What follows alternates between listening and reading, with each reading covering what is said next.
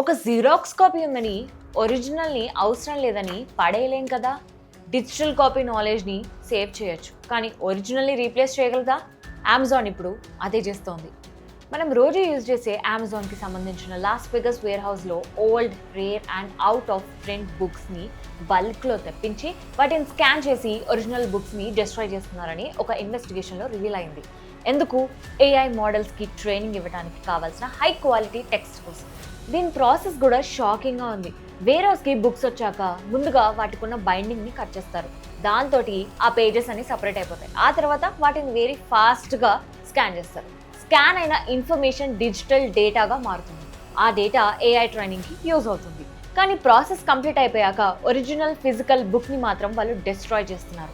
ఈ ఆపరేషన్ని ఇన్వెస్టిగేషన్లో ఒక రేర్ బుక్ షిప్మెంట్లో యాపిల్ ఎయిర్ ట్యాగ్ని పెట్టింది. అలా ఆ షిప్మెంట్ ఫైనల్లీ లాస్ వెగస్లో ఉన్న అమెజాన్ VGT3 వేర్ హౌస్కి రీచ్ అయింది. అక్కడ వర్కర్స్ బుక్స్ రిసీవ్ చేసి బైండింగ్ కట్ చేసి స్కాన్ చేస్తున్నారని ఇన్వెస్టిగేషన్లో తెలిసింది. ఏఐ కంపెనీస్ ఆన్లైన్ డేటాని యూజ్ చేయడంపై కాపీ రైట్స్ కేసెస్ ఫేస్ చేస్తున్న టైంలో ఫిజికల్ బుక్స్ కూడా వాల్యుబుల్ ట్రైనింగ్ డేటాగా మారిపోతున్నాయి. ఎందుకంటే ఓల్డ్ బుక్స్లో ఉన్న కాంటెంట్ మొత్తం ఇంటర్నెట్లో అవైలబుల్గా ఉండకపోవచ్చు. అందుకే ఏఐ కంపెనీస్కి అవి వాల్యుబుల్ సోర్సెస్గా మారుతున్నాయి. అమెజాన్ అయితే బుక్స్ని పర్చేస్ చేస్తున్నట్టయితే కన్ఫర్మ్ చేస్తుంది, కానీ ఆ బుక్స్ని స్పెసిఫికల్గా ఏఐ ట్రైనింగ్ కోసమే యూజ్ చేస్తున్నారనే విషయాన్ని మాత్రం కంపెనీ క్లియర్గా చెప్పలేదు.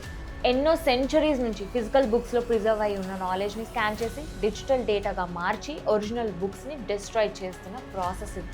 వింటుంటేనే చాలా బాధగా ఉంది. నాలెడ్జ్ని డిజిటల్గా ప్రిజర్వ్ చేయడం కరెక్టే, బట్ డిజిటల్గా ప్రిజర్వ్ చేశాక అంతే వాల్యూగా ఒరిజినల్ని కూడా మనం ప్రిజర్వ్ చేసుకోవాలి.